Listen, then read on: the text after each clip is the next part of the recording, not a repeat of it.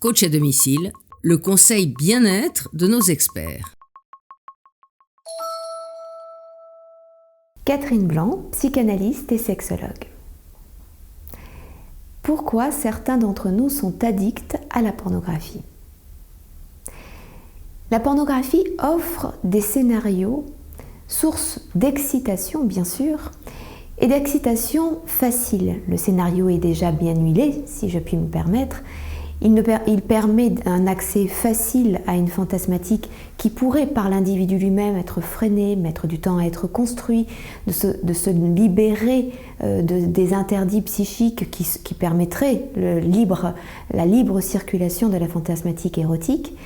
Et il est un accompagnement potentiel à une masturbation qui se passe entre soi et son écran, sans public, sans regard de l'autre, sans jugement de l'autre, et à ce titre, un plaisir rapide, un plaisir facile à atteindre, et qui du coup va entraîner au niveau du cerveau une jouissance en termes de fabrication hormonale notamment, sans que rien ne vienne interrompre, à savoir le regard d'un partenaire ou d'une partenaire, vienne interrompre ou vienne juger ce qui est à l'œuvre.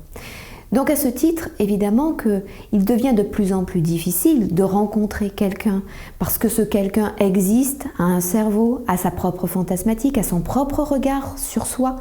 et donc du coup est un empêchement, une difficulté de construction de la sexualité avec l'autre et de l'excitation avec l'autre.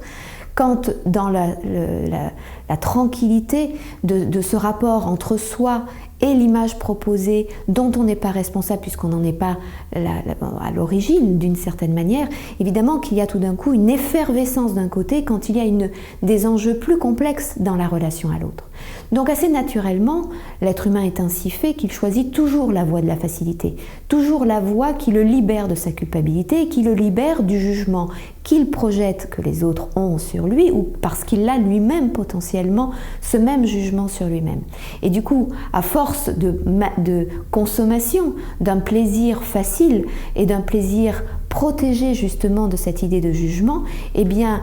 la pornographie va représenter le cadre de plus en plus important, voire exclusif, d'une sexualité protégée de la relation. Et donc évidemment, c'est extrêmement délétère pour la relation, les relations en général, et ça devient de plus en plus prenant dans la vie de la personne addicte, qui va nourrir certes ce plaisir régulier, ce shoot de plaisir, mais qui en même temps crée un état déprimé, dépressif, puisque de plus en plus en décalage avec la réalité de ce qui se joue dans le monde avec les autres, et à ce titre qui devient de plus en plus douloureux, comme toute addiction, c'est-à-dire que le plaisir initial demande un shoot plus important encore, qui ne parvient jamais à retrouver, puisqu'il est contrebalancé par une difficulté à continuer à s'inscrire de façon tranquille et pérenne dans la relation avec autrui. À bientôt sur le HuffPost.